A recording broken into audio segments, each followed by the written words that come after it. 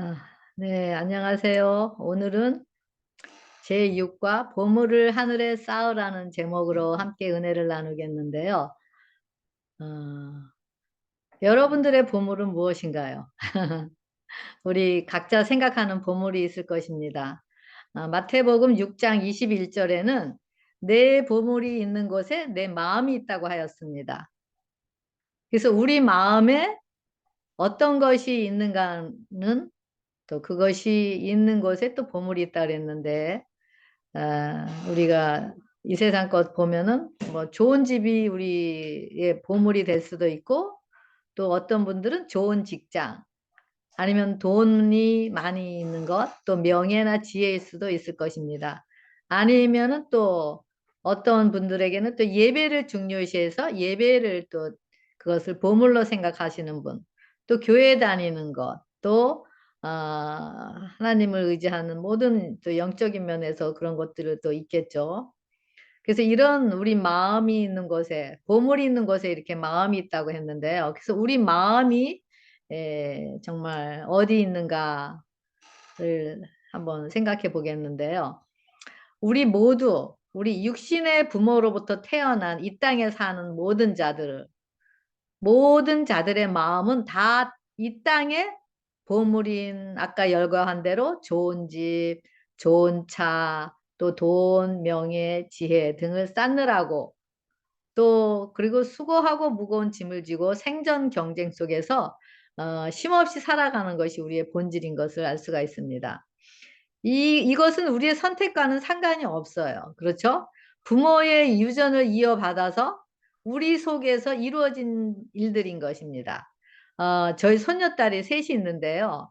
아직 2살도 안 된 그 막내 손녀딸이 두 언니들 사이에서 똑같이 행동하고 또 똑같이 그들이 소유한 거를 같이 가지려고 하면서 서로 이렇게 다투는 모습을 이제 보게 됩니다. 그래서 이렇듯이 우리의 유전자는 바로 누가 가르쳐 주지도 않았지만은 아담과 하와의 유전자로부터 우리가 받은 거기 때문에 우리 마음속에는 항상 시기심과 질투심, 탐심, 교만의 이기심으로 인해서 이 세상 것을 최고로 삼고 이 세상 것을 통해서 자신의 만족을 위해 선택하면서 자아를 보물로 여기면서 살아가는 것이 다 우리의 본질인 것입니다. 그래서 이런 증상이 어떤 것이죠?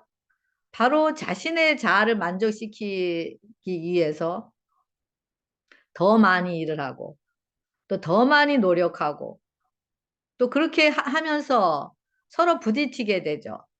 또 그러면서 내 마음에 안 들면 정죄하게 되고 업신여기고 비난하게 되고 조롱하게 되고 이러면서 가져오는 것이 불리이고 미움이고 상처고 이것이 바로 우리의 현실인 것입니다. 그래서 우리의 눈은 우리 자신의 잘못은 전혀 볼 수 없는 자신을 볼 수 없는 장님들입니다. 그리고 우리 자신의 행동에 대한 잘못에 대해서는 감각이 마비된 자들입니다. 그런데 너무 신기한 것은요. 다른 사람들을 바라볼 때는 그 장님의 눈이 열리게 돼요. 그리고 다른 사람들의 행동에 대해서는 그 묶여있던 감각이 풀어지게 돼요. 그러면서 어떤 사건이 생기죠? 상대방이 하는 모든 것들을 비난하고 조롱하고 업신여기고 이런 것들을 통해서 자신의 부유함을 자랑하면서 자신의 의의 보물을 쌓아가고 있는 것이 바로 우리의 상태인 것입니다. 이런 길에는 수고와 고통과 아픔만이 있게 되죠. 그래서 우리의 것인 이기심으로 뭉쳐있는 그 자아는 언젠가는 한 줌의 재가 되어 타버릴 것인데도 지금 우리의 모습을 보면은 그것을 선택하면서 그것을 얻기 위해서 쉼없이 살아가는 삶을 살고 있습니다. 이런 마음에는 결코 화평과 소망과 자유함을 경험할 수 없는 것입니다. 우리 심령 안에 진정한 보물인 예수님, 바로 그 예수님을 우리 안에 영접할 때만이 우리는 하늘의 보물을 맛보게 되고 그리고 그 하늘의 보물인 의인 예수님의 것들로 쌓아가면서 점점 하늘로 올라가게 되는 바로 우리가 될 것입니다. 그런데 이 보물인 예수님을 영접하는 것에는 희생과 고통과 아픔이 따라옵니다.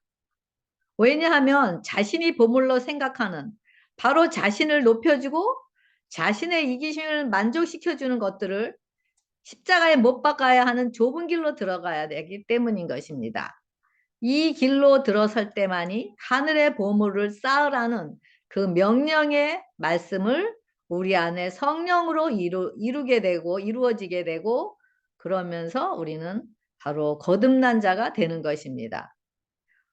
바로 우리 죄의 본질인 자아가 죽고 다시 태어나는 길 외에는 어떤 길로도 하늘의 보물인 예수님을 소유하는 다른 방법은 없는 것입니다.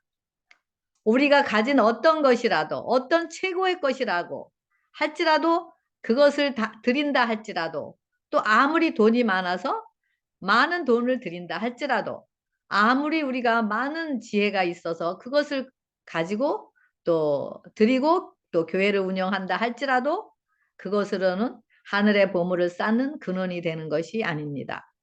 오직 믿음으로 우리가 죽고 예수님이 우리 안에 임재하실 때만이 그 예수님으로 인해서 우리가 가진 아무리 하찮은 것이라도 그것은 기뻐 받으시는 또 예물이 되고 보물이 되는 것입니다. 갈라디아 5장 16절에는 내가 이르노니 너희는 성령을 따라 행하라. 그리하면 육체의 욕심을 이루지 아니하리라 라고 되어 있습니다. 오직 성령으로만 오직 성령만이 이 땅의 것 육의 것을 바로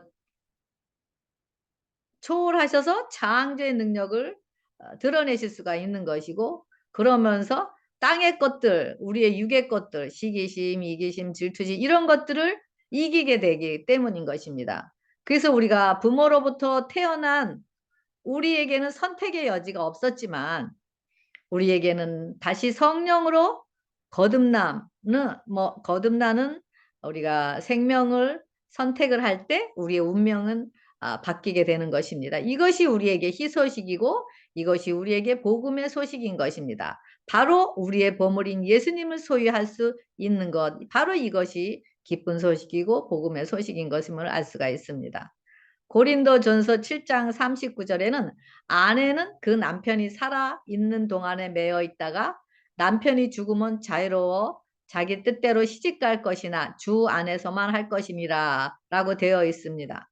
바로 이것은 율법 안에 매여 있다가 이제는 율법에서 거듭남으로 율법에서 자유케 되는 것을 이제 이야기하는 것을 의미하는데요. 제가 유튜브를 봤는데 거기 제목이 뭐라고 되어 있냐면은 남편이 죽어야 내가 산다라는 말이 나와 있어요. 근데 이것이 뭐 실질적으로 죽는 것이 아니라 내 안에서 내가 의지하고 있는 그 남편을 기대하고 있고 또 그만큼 내가 원하는 것들이 바로 포기가 될 때 바로 그것이 바로 남편도 살리고 바로 나도 살리는 길이라는 것입니다. 그래서 저도 마찬가지지만 우리는 남편들에게 기대를 많이 하게 되잖아요. 그래서 만약에 기대하는 것이 무너질 때 마음이 불편해지고 그러면서 평강이 없어지고 쉼이 없어서 우리가 생명을 깎아먹는 그런 경험을 하게 되는데요. 그래서 우리가 이렇게 거듭날 때 우리가 묶여 있는 것에서 이제는 자유로워지서 예수님의 생명으로 거듭나서 새로운 영의 남편인 예수님을 소유하고 또 새로운 하나님이 다스리는 가정에서 가정의 자녀로 태어날 때 우리에게 과거에 속해서 우리의 선택이었던지 아니면 우리의 선택과 상관없이 우리에게 주어진 상태라든가 간에 우리에게는 행복과 기쁨과 부요함을 소유하여 우리가 정말 다른 삶을 살아갈 수 있는 것입니다. 이것이 우리에게 이루어질 때 현재 살아가는 사람이 어떻든지 간에 우리는 은혜 안에서 날마다 죽는 것이 얼마나 큰 능력인지를 간증하게 될 것입니다. 현재 보이는 사람, 보이는 환경으로 인해서가 아닌 보이지 않는 나라에 우리 마음과 생각과 감정과 정신을 투자할 때 우리에게는 엄청난 축복이 찾아오고 이 땅에서 누리는 행복과 비교할 수 없는 것임을 우리가 경험하게 될 것입니다. 그래서 지금 우리의 인생살이가 정말 아무리 고생이 되고 힘들고 괴롭다 하더라도 우리에게는 다시 새 생명인 우리의 보물이 되시는 예수님의 생명으로 거듭나는 인생을 살 수 있는 기회가 우리에게 주어졌기 때문에 우리가 이런 생명을 소유했을 때 우리를 비난하고 조롱하고 정죄하고 우리에게 돌을 던진다 할지라도 멸시하고 우리를 또 그런 문제 속에서 우리를 넘어뜨리려고 오는 그런 힘의 능력이 아무리 우리에게 다가온다 할지라도 우리는 그것들과 대항해서 싸우는 그런 혈과 육에 대한 싸움이 아닌 그 예수님이 우리의 바람맞이로 인해서 예수님이 행하시고 예수님이 우리 대신 살아주시기 때문에 우리가 할 일은 믿음으로 그 일들을 예수님께서 마음껏 펼치시도록 믿음의 길을 열어놓는 것 외에는 없는 것임을 알 수가 있습니다. 그래서 믿음은 맡기는 것이 믿음이라고 하잖아요. 그래서 오직 이 길만이 우리에게 희망과 소망이 찾아오고 지금 이 땅에서 누릴 수 있는 최고의 행복을 누릴 수 있는 것입니다. 이것을 선택하는 자는 쉬운 길이 아니라고 아까도 말씀드렸잖아요. 그래서 나를 따라오려거든 자기 십자가를 지고 나를 따라오라고 하셨습니다. 그래서 하나님께서는 먼저 우리의 죄의 본질을 가진 우리들을 먼저 하나님께서 말씀을 통해서 우리를 부르시고 그 부르시는 길은 어떤 길이죠? 바로 죽음의 길, 자아 부인의 길, 십자가의 길로 부르십니다. 이것이 좁은 길이죠. 이렇게 십자가로 우리를 부르시는 것은 바로 우리에게 자신을 주시고자 하시는 그 하나님의 마음임을 알 수가 있습니다. 바로 자신이 뭐죠? 바로 의인 예수님 자신을 우리에게 주셔서 우리를 부르시는 것임을 알 수가 있습니다. 그래서 우리 이렇게 비록 우리 자아로 똘똘 뭉쳐서 정말 우리의 그런 굳은 자의 돌로 매일 우리가 행하는 일로 인해서 매일 얻어맞으시고 피 흘려 주시면서 우리에게 자비와 긍휼을 베풀어 주시는 그 예수님의 용서 안에 있는 그 은혜로서 우리가 모든 상황과 어떤 상태라도 이기게 되는 것이 얼마나 우리에게 기쁜 소식인지 모르겠습니다. 오늘 말씀을 통해서 우리 조상들의 선택을 통해 우리 조상들이 어떤 선택을 했고 또 어떤 축복을 경험했는지에 대해서 우리가 살펴보는 시간을 갖도록 하겠습니다. 네, 네, 죄송합니다. 네, 기억절. 우리의 선택은 우리의 마음이 어디 있는지를 보여줍니다. 아까도 말씀드렸지만 그래서 우리의 믿음의 선조들은 하나님의 약속을 경험은 하지 못했지만 그것을 믿고 네? 따라갔습니다. 그와 달리 또 욕심을 따라간 사람들은 또 실패를 하였고 그랬지만 그 실패 속에서도 하나님은 그들에게 은혜를 베푸셨습니다.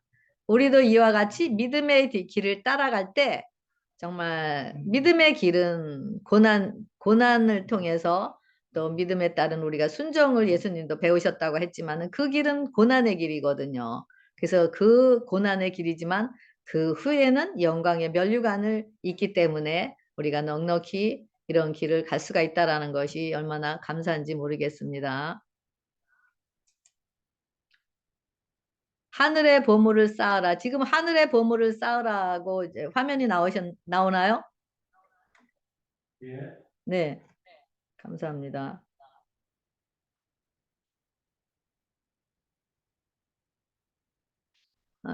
하늘을 보고는 아닌데.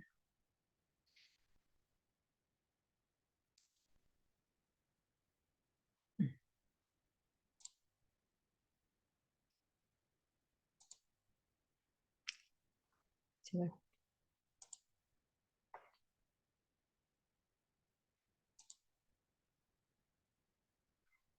은혜를 입은 노아 그랬는데요.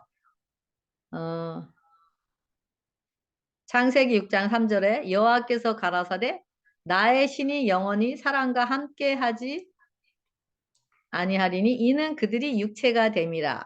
그러나 그들의 날은 120년이 되리라 하시니라.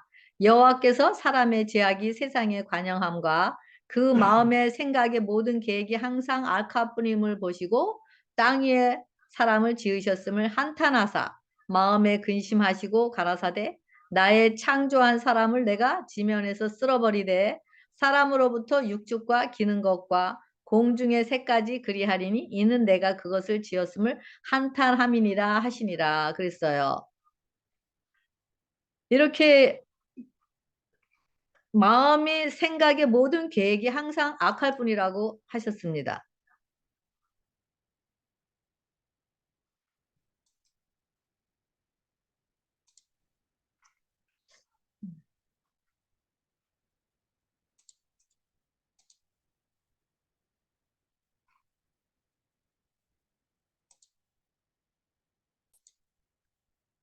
아, 죄송합니다. 예. 은혜를 입은 노아 그랬는데요. 어, 하나님께서 노아를 부르신 것은 하나님을 떠난 사람의 딸들과 하나님에서 난 아들들이 결혼함으로 그들이 그 아내들의 신을 받아들여서 타락을 하여서 그들의 상태는 항상 모든 마음의 생각과 계획이 항상 악하다고 하였습니다. 그래서 그들을 구원하기 위해서 노아를 부르시고 방주를 짓도록 하셨습니다. 방주는 하나님께서 설계하신 구속의 경륜을 드러내고 있고 바로 십자가에서 돌아가신 예수님의 생명의 피를 흘려주셔서 그것으로 계획하신 바로 구원하기 위한 내용과 같은 것임을 볼 수 있습니다. 노아는 하나님의 부르심에 순종하기를 선택하여 120년 동안 방주를 짓는 일에 자신의 인생을 바치기로 선택을 하였습니다. 이 방주를 지으라고 했을 때 바로 하나님께서 너무 그들의 마음과 생각의 모든 계획이 항상 악하기 때문에 하나님께서 한탄하시면서 방주를 지어서 다시 그들을 다시 재창조해서 구원하시기 위한 하나님의 뜻을 볼 수가 있는데요. 여기 보면은 그러나 노아는 여호와께 은혜를 입었더라고 이야기하고 있습니다. 그러면서 뭐죠? 너는 코페르 나무로 너를 위하여 방주를 만들되 그 안에 칸들을 막고 역청을 그 안팎에 칠하라라고 되어 있습니다. 그 방주를 지으라고 했을 때 그 비가 오지도 않는 그곳에 방주를 짓는다라는 것은 정말 뭐라고 할까요? 정말 주위 사람들로부터 많은 비난과 조롱을 받으면서 정말 그 주위로부터 오는 그런 멸시와 비난과 조롱도 있었고 또 아마 그 방주를 지으면서 후회와 고통과 아픔이 있었을 것입니다. 왜냐하면 비도 오지 않는데 방주를 짓는 노아를 보고 사람들이 다 미쳤다고 하였을 것이고 또 그러면서 어, 노아는 외톨이로서 또 고독한 삶을 살았을 것입니다. 하지만 아침마다 하나님으로부터 들려주시는 그 생명의 말씀을 받아 먹으면서 이런 외부로부터 오는 그런 생명의 능력으로 또 그런 정말 포기하고 싶고 또 그런 비난과 조롱들을 견디면서 매일매일 십자가로 가까이 가는 살았을 것입니다. 왜냐하면 노아도 마찬가지로 그 마음의 생각의 모든 계획이 항상 악할 뿐임을 보신 그 안에 속하였기 때문입니다. 왜냐하면 노아의 본질도 육체였기 때문에.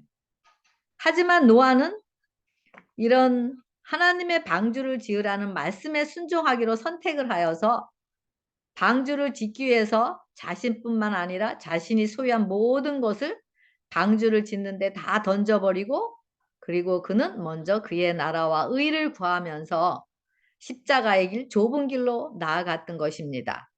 그러면서 하나님의 말씀에 따라서 방주를 지어 갔을 것입니다. 그러면서 120년이란 세월 동안 얼마나 많은 넘어짐과 자빠짐이 있었겠어요. 하지만 그런 과정을 통해서 성령님의 인도로 또 다시 일으켜 세우시고 하면서 노아에게 예수님이 오직 길이 되고 진리가 되시고 생명이 되는 것을 경험하면서 하나님의 말씀을 이루어가는 자로서 하나님의 신실하심을 찬양하고 감사하는 삶으로 그는 또 살게 되었었을 것입니다. 그러면서 이런 과정을 통해서 노아는 예수님과 함께 십자가에 연합하는 경험에 이르면서 온전한 노아의 자아 죽음을 통해서 피의 공로만을 의지하는 믿음으로 용서의 은혜를 경험하고, 그러므로 노아는 이제는 방주 아닌 바로 예수님 안에 임하면서 하나님과 하나 되어서 언약을 이루고 그러면서 온전한 말씀을 이루는 자가 된 것임을 볼 수가 있습니다. 여기 방주 그랬는데요. 여기 방주는 예, 여기 나와 있는데 바로 노아의 본질이 바로 육체이기 때문에 노아도 마찬가지로 그 마음의 생각의 모든 계획이 항상 악할 뿐임을 인 상태였던 것을 볼 수가 있습니다. 이런 상태에서 하나님께서 방주를 지으라 그러잖아요. 여기 방주는 그런데 이거는 법궤라는 뜻인데, 법궤, 언약궤라는 뜻인데, 이 법궤, 언약궤 안에 바로 율법이 있죠. 율법 위에 하나님께서 이제 그 언약궤 위에 하나님께서 계시는 장소인데, 그래서 이 방주를 준비하라고 한다는 것은 바로 예수님을 모시라는 것, 바로 예수님을 영접하라는 것을 의미하는 것을 볼 수가 있습니다. 그리고 또 여기 보면은 코페르 나무루라 그랬는데, 코페르는 바로 속죄하다, 바로 용서, 정결케 되는 것을 의미하고요.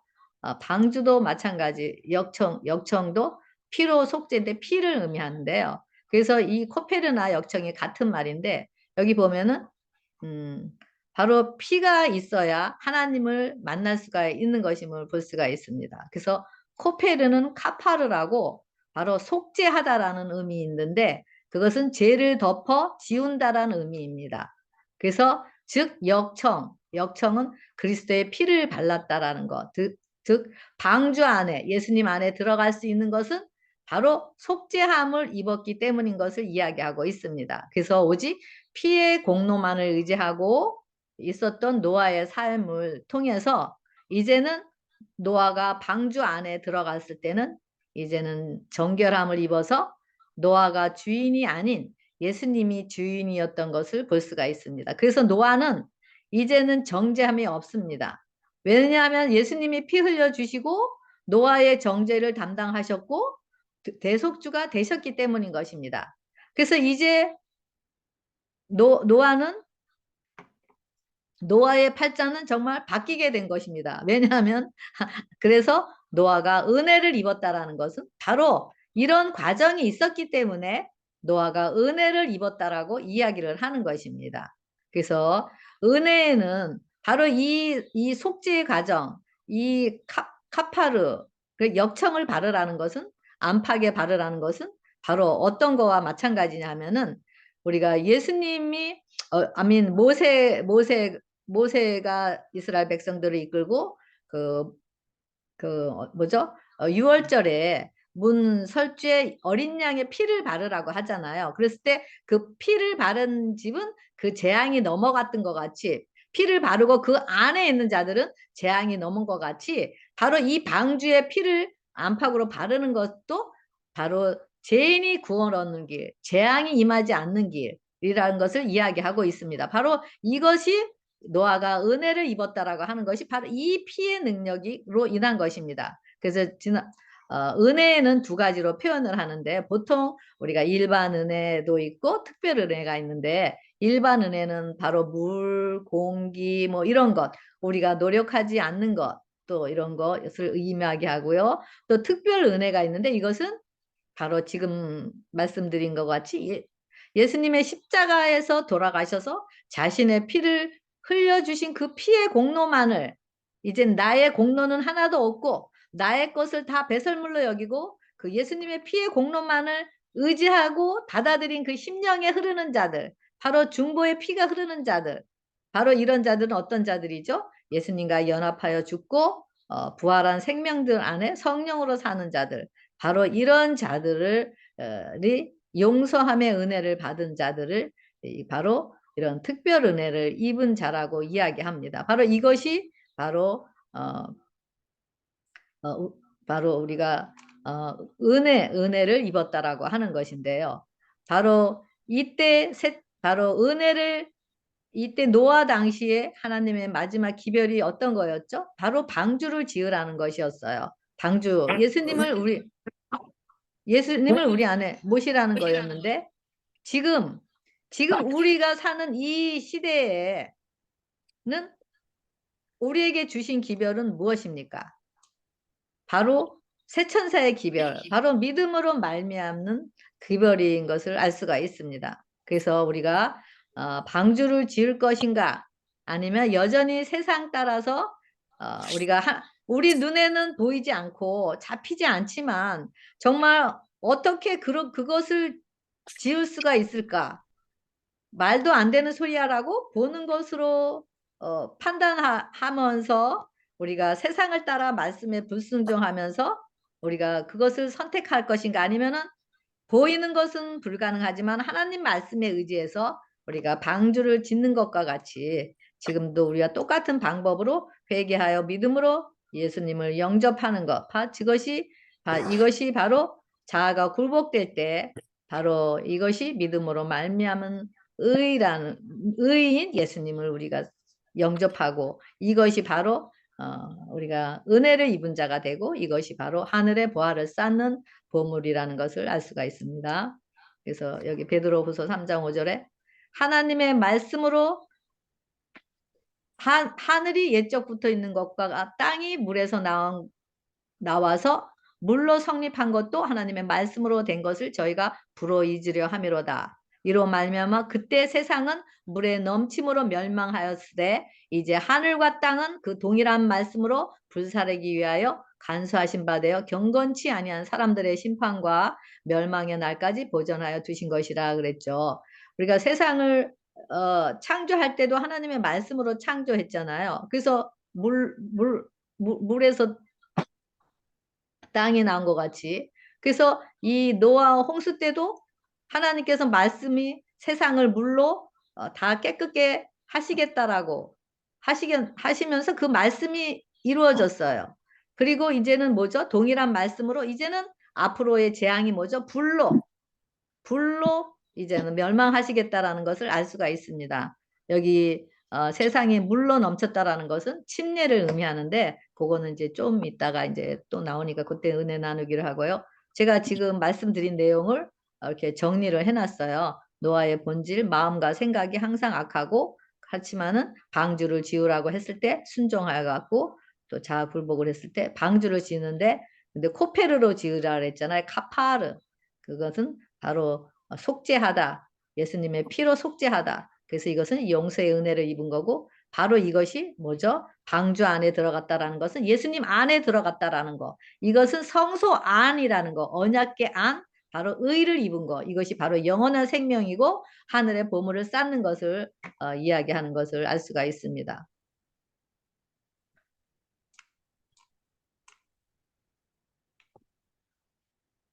홍수전 사람들은 비를 본 적이 없기 때문에 하나님 말씀에 비가 온다고 하는 말은 정말 말도 안 되는 소리였습니다. 그리고 절대로 홍수가 나지 않을 거라고 생각을 하였습니다. 그들이 보는 관점에서는 노아가 방주를 짓는 것이 너무 어리석게 보였을 것입니다. 하지만 노아는 하나님의 말씀에 대한 신뢰와 믿음으로 말씀에 반응하여 방주를 짓기를 선택을 하였습니다. 그래서 지금 우리가 노아 때 온 세상이 물에 잠긴 것이 바로 침례와 같이 바로 침례는 뭐죠? 우리의 육체의 더러움을 제하여 버림이 아니라 우리 선한 양심인 바로 하나님을 향하여 찾아간다라는 것 바로 이것을 얘기하죠. 그래서 홍해도 마찬가지죠. 물속에 잠기게 되죠. 그것도 침례를 의미합니다. 그래서 침례는 바로 우리 옛생애가 물속에 함께 장사 지내서 죽고 없고 예수님의 생명으로 살아나는 거듭남을 이야기하고 있습니다. 그래서 요거를 제가 정리해 놨고요. 그 다음에 바로 이것이 어, 저기 누구죠? 노아는 죄인이었고 그 다음에 하나님의 부르시죠. 방주를 지으라고 부르시면서 응답했을 때 십자가로 부르시는 것은 우리의 어떤 원하는 것들이 성취되고 저는 과거에 그랬어요. 하나님의 말씀이 제게 임했을 때 내 문제가 이제는 해결되나 보다라고 육적인 것으로 생각을 했었지 영의 것을 생각을 못했습니다. 바로 이것이 십자가의 길인 거를 잘 몰랐었어요. 근데 이제 또 이제 이런 경험을 하다 보니까 하나님이 우리를 부르시는 것은 바로 십자가로 부르시는다라는 거. 그 십자가가 올 때만이 십자가와 연합할 때만이 우리는 의를 잊게 되는데 바로 의가 예수님이죠. 바로 그 보물인 예수님이다. 이럴 때 우리는 영화를 누리게 된다라는 거. 그래서 우리를 부르시고 의롭다 하시고 영화롭게 하신다라는 거. 그것을 의미하고 있습니다. 그래서 월요소지 믿는 자들의 아버지 아브라함 그랬는데요. 창세기 12장 1절에 하나님께서 고향 친척 아비집을 떠나 내가 보여줄 땅으로 가라라고 명령을 하세요. 이것도 노아를 부르신 것 같이 아브라함도 부르시는 하나님의 음성인 것입니다. 그러면서 내게 복을 준다 그러는데 그러면서 복이 된다고 하고 모든 족속이 나로 말미암아 복을 얻을 것이라 그래요.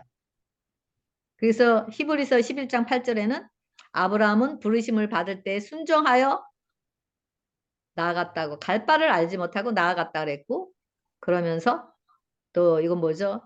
그 죽은 자와 같은 한 사람으로 말미암아 하늘의 하나의 별도 해변의 무수한 모래와 같이 많은 후손이 생육하였느니라. 이거는 사라와 아브라함이 정말 100세가 넘어서 정말 그들이 죽은 상태였지만 그런 이삭을 탄생한 것 같이 우리 본질이 죽은 자였지만은 우리 안에서 생명을 탄생할 수 계시는 분, 창조주신 하나님의 능력을 얘기하고 있는데 바로 그 예수님 자신이 그리스도가 바로 복이라는 것입니다. 복.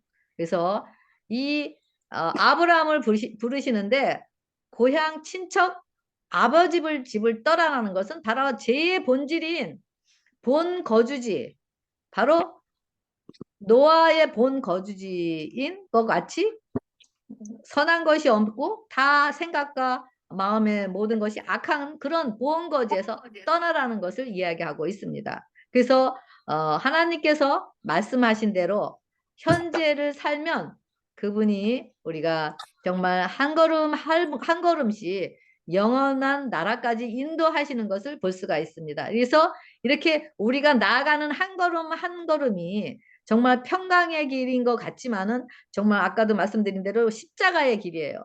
십자가의 길이지만은 십자가로 갔을 때 거기에는 엄청난 평강이 있고 엄청난 쉼이 있다라는 거죠. 그래서 이 십자가의 길을 맛본 자들은 그 뒤에 오는 그 평강과 자유함과 행복이 얼마나 큰 능력인 것을 알 수가 있습니다. 그래서 이런 십자가로 갔을 때 그때 이제는 자신의 상태를 알게 되면서 이제는 우리의 본질이 본거지가 제 본질이라는 것, 우리가 어떤 드러나는 어떤 우리의 그런 행위적인 것을 하나하나 씻는 것이 아닌 우리의 제 본질을 씻어서 우리가 완전히 죽고 없고 그래서 하나님과의 언약을 맺어 하나가 됐을 때 바로 이것이 바로 언약이 맺어졌을 때 우리를 통해서 하나님을 나타낼 수 있는 근거가 되는 것입니다. 그래서 이런 언약을 맺은 후에 하나님의 일을 나로부터 행하시고자 하시는 것이 바로 하나님께서 우리를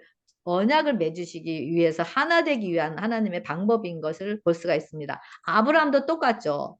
고향 친척 아비집을 떠나라고 하신 것. 그렇지만 아브라함은 믿음으로 부르심을 받았을 때에 순종하여 그런 순종하기를 선택하였고 그리고 갈 바를 알지 못하지만 나아갔다고 했습니다. 근데 우리도 마찬가지잖아요. 대부분 사람들은 고향이 그립고 또 친구들, 친척들, 가족들과 똘똘 뭉쳐서 이렇게 살고 그것이 이렇게 유스트가 되었기 때문에 그 안에서 세상의 쾌락과 평안함을 살기를 원하지만 하나님께서는 그곳에서 바로 나오라고 이야기하고 있습니다. 그래서 아브라함은 바로 말씀에 순종하기를 선택했고 그러면서 바로 이렇게 순종하면서 나아간 것을 하나님이 갈라디아 3장 6절 7절에 아브라함이 하나님을 믿음에 그것을 그에게 의로 정하셨다라고 말씀을 하고 있습니다. 그래서 아브라함의 자손들이라고 믿음으로 말미암는 자들을 다 지금은 아브라함의 자손이라고 이야기하고 있잖아요. 그래서 여기 보면 갈라디아 3장 29절에 너희가 그리스도의 것이면 곧 아브라함의 자손이요 약속대로 유업을 이을자니라 라고 되어 있습니다. 그 약속이 뭐죠? 바로 예수 그리스도, 바로 이삭이 예수 그리스도를 아마 표상하고 있는 것이기 때문인 것입니다. 그래서 이렇게 아브라함이 이제 롯을 데리고 나왔잖아요. 롯을 데리고 나왔는데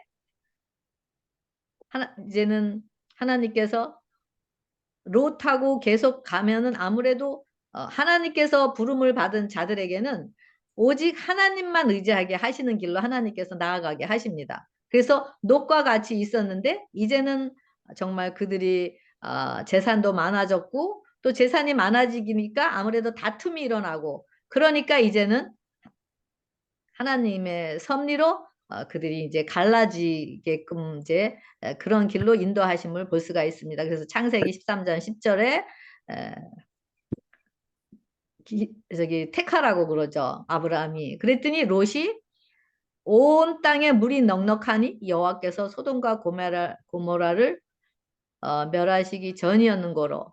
그래서 그 롯이 그 애굽을 바라봤을 때 여호와의 동산 같고 애굽 땅과 같았더라 그러면서 나와 있는데요. 여기서 롯이 눈을 들어 보았다 그랬는데 여기는 단순히 좌우로 살피면서 눈을 들어본 것이 아니라 정말 여러 가지 조건을 따져보면서 정말 내가 여기로 가면은 나에게 어떤 유익이 오고 응?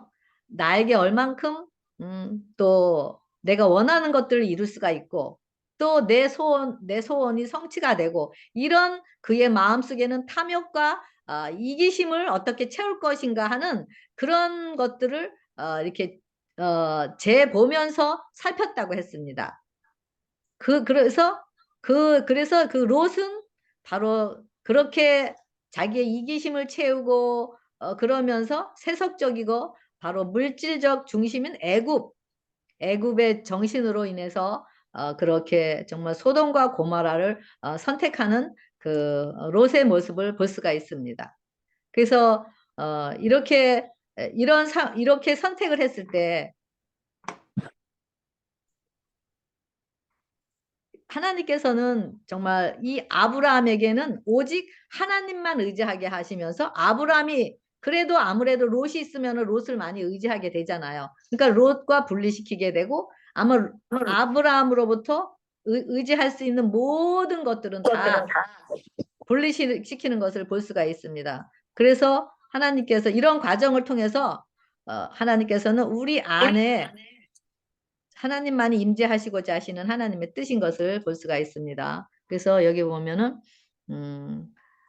그 소돔과 고모라의 죄악이 심히 중하여 갖고 이제는 하나님께서 그곳을 멸하시겠다라고 이제 이야기하고 있죠. 그래서 아브라함이 그 소식을 듣고 어떻게 하죠? 하나님께 간청을 하죠.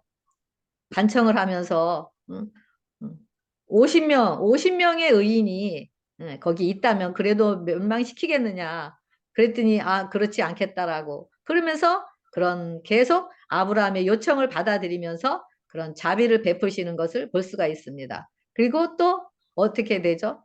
10명까지 결국엔 10명까지 하나님께서 그 모든 것을 다 받아들이시면서 하나님의 뜻은 멸망이 아니라 한 영혼이라도 구원하시는 것이 하나님의 뜻이기 때문에 10명까지라도 있으면은 받아들이겠다고 하십니다. 하지만 롯이 바로 이런 그의 선택이 어떤 것이었죠? 바로 이기심으로 이런 과정을 겪게 되면서 정말 하나님의 은혜로 아브라함의 기도와 간청으로 그런 롯의 식구들을 구원하는 그런 아브라함을 볼 수가 있습니다. 하지만 그 아내는 정말 그 세상에 그 아내가 여태까지 자신의 보물을 쌓은 것이 어떤 것이었죠? 바로 자신의 그런 재물, 집, 좋은 것들 다 그런 땅에다가 재물을, 보물을 쌓았었어요. 그런데 거기서 나가라고 하니까 그 것들이 눈에 밟히고 너무 아까워요. 그래서 뒤를 돌아보다가 소금 기둥이 됐잖아요. 그래서 그런 롯의 아내가 시판에 이르게 되는 것을 보면서 정말 비록 부유한 자로서 또 소돔에 소돔에 롯이 들어갔지만 이제는 빈털터리로서 그가 나오게 되고 그러면서 그가 롯의 마음을 누가 다스렸는지 또 우리가 모든 것을 선택할 때 정말 우리 마음이 어디 있는지 또 누가 우리의 마음을 다스리고 있는지를 따라서 그 모든 것이 결정이 됐다라는 것을 볼 수가 있습니다. 그래서 이렇게 롯의 잘못된 선택이었지만은 하나님의 은혜로 또 롯의 식구들이 또 구원 얻는 것을 또 볼 수가 있습니다. 여기 속이는 자에서 성공한 자로 그랬는데요. 여기 속이는 자에서 성공한 자로 했는데 어떻게 속이는 자가 성공한 자로 변화될 수 있을까? 그러니까 성공한 게 무슨 의미인가? 이 창세기 32장 24절에 우리 야곱 얘기는 잘 알잖아요. 야곱은 사기꾼이고 속이는 자였습니다. 그래서 야곱이 장자권을 또 팥죽 한 그릇에 형으로부터 도둑질했고 또 아버지도 또 형같이 또 속이면서 그의 모든 축복을 다 받게 되잖아요. 그러면서 그의 마음이 편했을까요?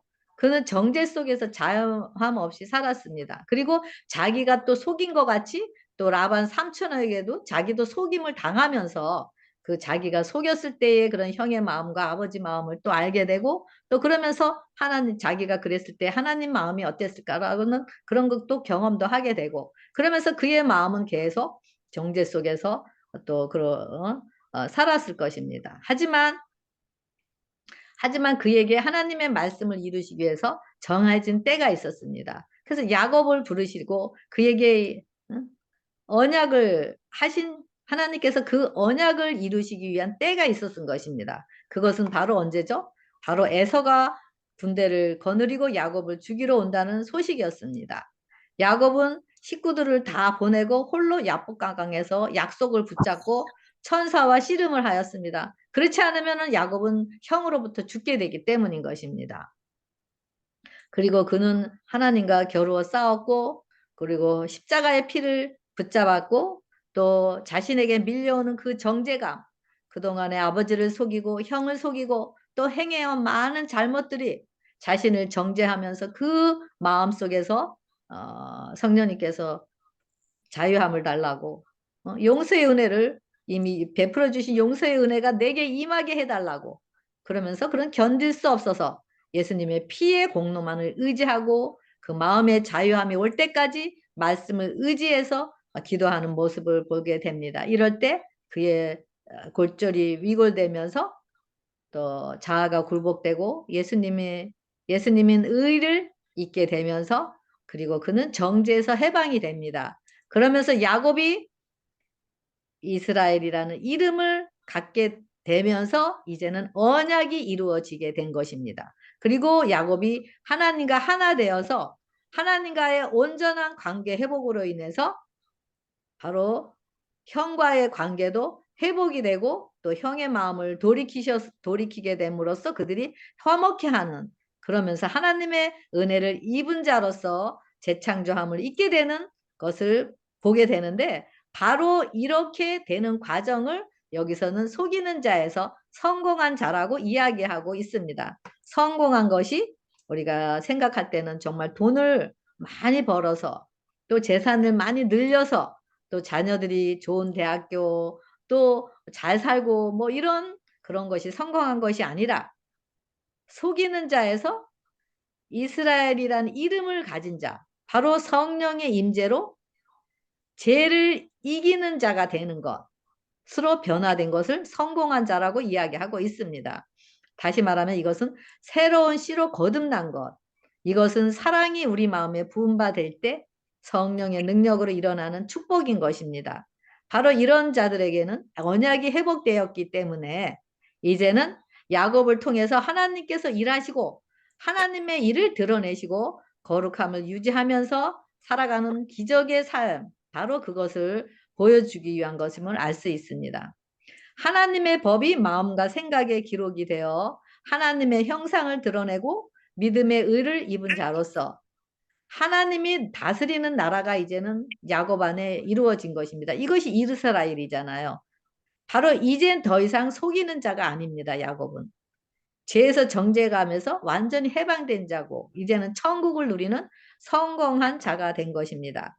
육적인 것뿐 아니라 영원한 생명을 소유함으로 영적인 부여함, 바로 이것이 성공한 자인데, 이런 자들은 어떤 자들이도 안식을 누리는 자, 쉼을 누리는 자, 우리에게 어떤 정죄감이 온다 할지라도, 어떤 무게의 힘의 능력으로 우리를 넘어지게 한다 할지라도, 외부로부터 오는 권세로 온다 할지라도 우리는 쉼을 누리면서 예수님이 우리의 바람막이가 되셔서 우리를 위해서 친히 싸우시기 때문에 우리는 그 안에서 쉼을 누릴 수가 있는 것입니다.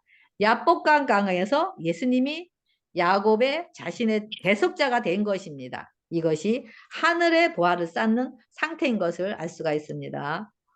네, 여기 시대의 소망 108페이지에 보면 이런 말씀이 있어요. 죄를 용서받아야 하나님 앞에 설 수 있다. 그러면서 야곱은 에서에 대한 그의 행동 가운데서 큰 죄를 범하였다. 그러나 그는 회개하였다. 그의 범죄는 용서를 받았고 그의 죄는 씻음을 받았다. 그러므로 그는 하나님의 임재의 나타나심을 감당할 수 있었다. 그러나 어디서나 사람들이 고집스럽게 죄를 품고 하나님 앞에 나아갔을 때 그들은 멸망당하였다라고 되어 있는데요. 말씀을 주시고 말씀을 이루시는 분은 바로 성령님이십니다. 그래서 말씀을 이루는 자, 온전한 말씀인 의를 이루는 자는 바로 예수님을 영접한 자만이 성령을 통해서 이루게 되는 것입니다. 그래서 여기 제가 또 야곱에 대해서 아까 노아에 대한 건데 이제는 야곱에 대해서, 야곱의 본질은요 죄에 넘어지는 자였어요. 우리도 마찬가지죠. 죄가 있으면 죄를 이길 수가 없어요. 우리 육적인 본질을 가진 자들은요 죄에 넘어지지 죄를 이길 수가 없어요. 그렇기 때문에 속이고 또 형을 또 거짓말하고 이러는 게 나타나는 거예요. 그랬는데 이것이 또 성령의 또 감동으로 회개와 죄 용서가 이르러 왔을 때 그 10년 가운데 성령님께서 임재하셔서 용서의 은혜를 입게 되고, 그러므로 믿음으로 순종이 되어지는 자가 되는 것. 바로 이럴 때 이스라엘이란 이름을 갖게 되는데 그 이스라엘 이름이 이제는 죄에 넘어지는 자에서 죄를 이기는 자로 이제는 거듭나게 되는 거죠. 예수님의 생명의 씨로. 그리고 이스라엘이라는 것은 바로 예수님의 이름을, 예수님을 의미하는 겁니다. 그래서 예수님만이 이기는, 예수님이 야곱 안에 주인이 되었을 때 이기게 되고 바로 의를 입는 자로서 모든 말씀에 순종을 하게 되는 거죠. 이것이 바로 하늘의 보화를 쌓는데 그것이 바로 영생의 복인 것을 여기서 이야기하고 있습니다. 그 여기서 또 한 가지 짚고 넘어갈 것은요. 우리 아까 속죄하다 카파르 그 죄를 덮다라고 그랬잖아요. 그래서 우리가 십자가의 은혜에서 용서한 것은 아직 지워진 것이 아니라 그것은 지금 저기 어디죠?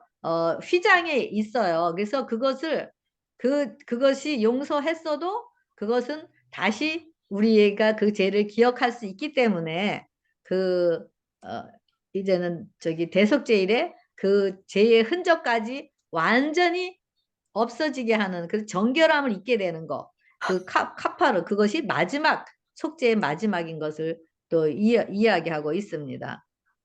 그래서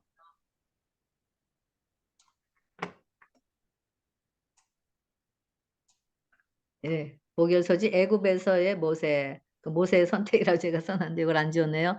히브리 11장 24절에 보면 믿음으로 모세는 장성하여 바로의 공주의 아들이라 칭함을 받기를 거절했다 그랬어요. 그리고 하나님의 백성과 함께 고난 받기를 잠시 죄악의 낙을 누리는 것보다 더 좋아했고 그리스도를 위하여 받는 수모를 애굽의 모든 보화보다 더 큰 재물로 여겼으니 이는 상 주심을 바라봄이라 그랬고 또 모세는 믿음으로 유월절과 피 뿌리는 예식을 정하였고 그리고 믿음으로 모세는 홍해를 육지같이 건넜다고 이야기하고 있습니다. 모세는 그 애굽의 왕으로서 애굽의 모든 것을 누릴 수 있는 그런 위치에 있었습니다. 그런데 모세는 그 모든 영광을 애굽의 영광을 다 버리고 하나님의 부르심에 따른 것을 볼 수가 있습니다. 하나님의 부르심에는 다 하나님의 그런 크고 넓은 하나님의 계획이 있으신 것입니다. 그래서 당시에 애굽은 정말 가장 강력한 힘을 가진 나라 중에 하나였고 또 비옥했기 때문에 정말 먹을 것도 풍부했고 가장 힘센 나라여서 이 모세는 그 애굽에서 1인자가 될 수 있었습니다. 그리고 애굽과 그의 나라의 모든 보화가 바로 모세의 것이 될 수가 있었습니다. 그렇지만은 그는 자신의 그런 동족들이 그런 노역과 고역 속에서 자유함 없이 지내는 그런 이스라엘 백성들을 구하기 위해서 그가 애굽의 모든 명예와 재물과 명성과 모든 것을 다 버렸습니다. 그래서 이 모세뿐만이 아니라 지금까지 살펴본 노아나 아브라함과 야곱도 마찬가지죠. 다 버렸어요. 바로 이런 믿음의 선조들은 하나님의 부르심을 받고 세상을 포기하고 이 땅에서 외국인과 같이 나그네의 삶을 살았습니다. 그들은 하늘의 보물을 쌓는 삶을 이 세상에서부터 살았던 것을 볼 수가 있습니다. 이 세상의 삶은 하늘의 보물을 쌓는 유일한 기회라는 것이 그들은 잘 알고 있었기 때문입니다. 그래서 모세도 마찬가지로 애굽에 남기로 선택하지 않고 그런 북이 명화를 버리면서 그는 하나님과 함께 백성들을 함께 하기로 선택하는 것. 그래서 영원한 것, 영원한 보화를 얻기를 또 선택하는 것을 볼 수가 있습니다. 그래서 하나님의 음성에 반응하게 되죠. 부르심에. 근데 모세를 부를 때 어떻게 했나요? 모세는 자기는 입이 뻣뻣하고 혀가 둔해서 자기는 할 수 없다라고 계속 하나님의 부르심에 거절을 하였습니다. 이것은 겸손한 거절이죠. 하지만 모세가 그렇게 입이 뻣뻣하고 둔하고 그랬기 때문에 하나님께서 모세를 통해서 그를 훈련시키셔서 하나님의 능력을 나타내시기를 원하셨던 것입니다.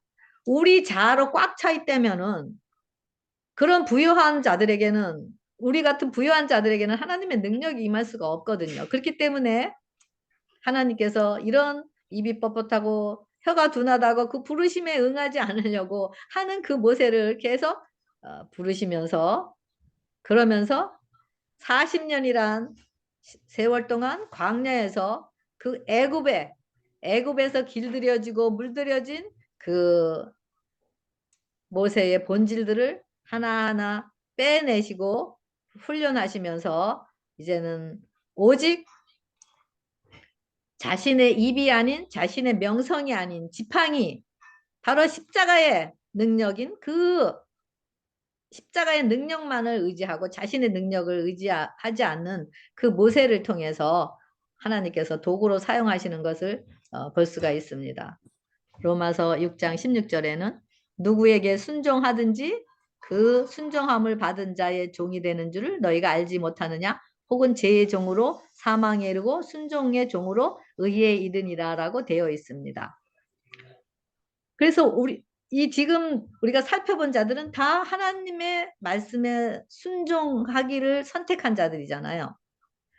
자신에 대한 믿음, 자신의 돈에 대한 믿음, 또 자신이 갖고 있는 그런 세상에 대한 믿음으로 살아가는 그런 본질을 가진 우리들은 다 세상에 순종하게 됩니다.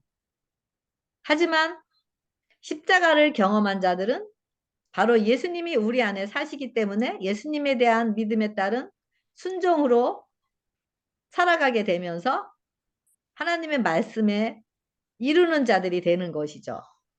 바로 이런 자들은 사랑이 실천이 되고 말씀에 대한 믿음에 따른 순종의 삶을 살아가면서 행하게 되고 그러면서 성령의 열매를 맺게 되는 것입니다. 이것이 바로 하늘의 보물을 쌓아지게 되는 것입니다. 예수님께서도 고난을 통해 순종을 배웠다고 말씀하셨잖아요. 그래서 여기에 나타난 이 순종은 믿음에 따른 순종이지 어떤 행위적인 순종이 아니라는 것입니다. 다시 말하는 복종을 의미합니다. 그래서 여기 보면은 바로 이런 순종은 바로 나와 있죠. 죄의 종으로 사망에 이른다라는 것은 죄의 본질, 죄의 종으로 사망에 이르는데 이거는 땅의 보물을 쌓는 자들이고 그 다음에 여기 순종의 종은 의에 이르는 거는 재창조된 자들 그리고 하나님의 종으로 의에 이르고 하늘의 보물을 쌓는 것을 이야기하는데요. 베드로전서 3장 21절에 바로 침례는 뭐죠? 예수 그리스도의 부활하심으로 말미암아 이제 너희를 구원하는 편이 곧 침례라 그랬는데 침례는 어떤 것이라 그랬어요? 선한 양심이 하나님을 향하여 찾아가는 것이라 그랬어요. 여기 선한 양심이 향하여 여기 향하여라 그랬는데 이 향하여는 뭐냐면은 예수님 속으로 선한 양심 속으로 하나님 속으로 왜 선한 자는 하나님밖에 없기 때문에 하나님 속으로 들어가는 것을 의미하고 있고 바로 이것이 침례라는 것입니다. 이것이 바로 구원하는 것이고 또 요한복음 3장 16절에도 똑같은 말씀이 있어요. 하나님이 세상을 이처럼 사랑하사 독생자를 주셨으니 이는 저를 믿는 자마다 멸망치 않고 영생을 얻게 하려 하는데 어떤 자? 저를 여기 르이 있는데 르이 똑같이 예수님 속에다 맡기는 자, 믿는 자는 맡기는 거잖아요. 자신이 할 수 없는 것, 자신의 스스로 선함을 얻을 수 없는 것을 스스로 맡기는 것, 예수님 속에다 맡기는 것, 바로 선한 예수님께 맡길 때 성령님께서 우리를 재창조하신다라는 것을 여기서 볼 수가 있습니다. 그래서 침례는 오직 그리스도께서 정하신 우리 심령의 죄를 씻어내는 것임을 알 수가 있습니다. 그 결과로 그리스도인은 선한 양심을 소유하게 되고 하나님을 찾게 되는데 찾게 됩니다. 그래서 우리의 본질은 뭐죠? 바로 육이에요. 땅. 바로 우리는 심령이 혼돈하고 공허하고 어둠인 흙이에요. 그래서 우리는 아까도 말씀드린 대로 욕심과 이기심과 탐심 등을 다 가지고 있는 자들이기 때문에 이 모든 것을 예수님의 속에 십자가 안에 바로 맡길 때 그래서 하나님의 씨로 거듭날 때 우리가 믿음에 따른 순종이 따라오는 것을 볼 수가 있습니다. 바로 순종의 종의 선택은 의이고 죄의 종이 선택하면 사망이라 그랬는데 바로 누구의 종이 되기를 선택하느냐에 따라서 우리가 죄인이냐 의인이냐 아니면 사망이냐 영원한 생명이냐에 따라서 우리가 어느 곳에 우리의 보물을 쌓고 있는지 우리의 마음이 어디에 있는지를 알 수가 있다는 거죠. 그래서 방주 안에 들어가면 완전하고 의인이고 우리 모두는 다 죄의 종이고 사단의 종이기 때문에 우리가 방주 안에 들어갈 때만 다시 말하면은 예수님의 피의 십자가의 능력을 또 통해서 함께 죽고 함께 부활하는 생명으로 우리가 거듭났을 때 우리가 성령으로 우리는 바로 거듭남의 의를 얻어 하늘의 보물을 쌓는 것이 됨을 알 수가 있습니다. 그래서 바로 이것이 하나님께서 받으시는 바로 기뻐 받으시는 보물인 것입니다. 왜냐하면 하나님께서 보시는 것은 우리의 행위적인 것이 아니에요. 우리가 얼마나 헌신하고 봉사하고 교회에 얼마나 많이 참석하고 얼마나 기억절을 달달달 외우고 그게 아니라는 거죠. 우리 안에 예수님의 피가 있느냐 우리 자아가 죽고 없고 오직 예수님이 우리 안에 사시는 그 피가 흐르는 그 생명이 있느냐는 그것을 보신다라는 거죠. 그래서 제가 어제 발이 제가 좀 요새 치료를 받으러 다니는데요. 그 병원에 딱 들어갔더니 거기 칠판이 하나 있었는데 거기에 뭐라고 써 있냐 하면은 Don't forget to smile today 이렇게 써 있어요. 왜냐하면 거기는 교통사고나 또 팔이 부러져서 또 다리가 아파서 또 이렇게 이런 사람들 목이 아파서 오는 사람들이에요. 그래서 이렇게 우리가 어느 한 부분이 아프면은 몸 전체가 다 아프기 때문에 우리가 정말 우리 자신의 모습을 바라보면 웃음이 안 나오잖아요. 그러니까 아마 거기에 계시는 그 의사분이 이 말씀을 써놓은 것 같아요. 그래서 우리는 스스로 하나님 말에 순종도 믿음도 죽을 수도 없는 자들인 것입니다. 우리가 이런 아픈 상황에서 웃을 수 없는 것 같이. 우리는 그저 보이는 대로 판단하고 또 눈에 보이는 대로 또 생각하고 하면서 또 그러면서 다른 사람도 비웃고 무시하고 그러면서 우리 자신의 부요함에 의의를 드러내는 것. 그래서 우리 자신에 대해서는 눈을 감은 장님이고 감각이 둔하지만 바로 이런 우리를 위해서 예수님께서 이 땅에 오셔서 죽으시고 부활하시고 승천하셔서 우리의 자신을 보지 못하는 그런 장님의 눈을 뜨게 하시고 우리 자신을 상태가 어떤지 심령의 상태가 어떤지 어디로 향하고 있는지를 알지 못하고 감각이 둔한 것들을 우리의 심령을 살아나게 하시기 위해서 바로 우리에게 성령의 능력을 주신 것입니다. 이럴 때 우리는 바로 웃을 수 없는 상황에서 웃게 되고 기뻐할 수 없는 상황에서 기뻐하게 되고 행복할 수 없는 상황에서 행복하게 하는 삶을 삶으로 영원한 생명 안에서 우리는 하늘의 영원한 보호와인 소망을 두고 살아가게 되면서 하늘의 보화를 쌓게 되는 것이 바로 우리인 것입니다.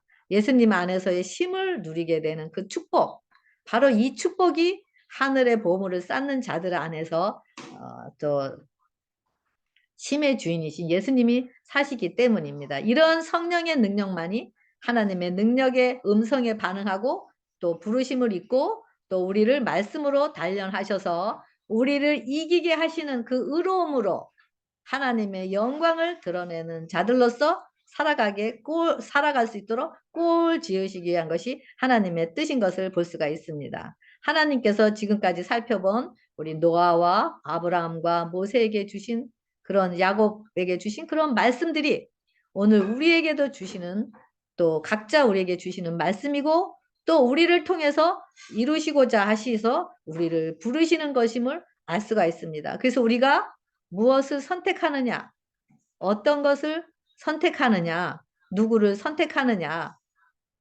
바로 그거에 따라서 우리의 보화가 하늘에 있는지 땅에 있는지 우리 마음을 알 수가 있을 것입니다. 우리 상태가 지금 현재가 어떻든지 하나님의 말씀에 대한 믿음의 순종으로 우리가 능력을 통해서 우리 안에 주어진 하늘의 보물을 나누시는 바로 여러분과 제가 되길 바라면서 교과 공부를 모두 마치도록 하겠습니다. 감사합니다.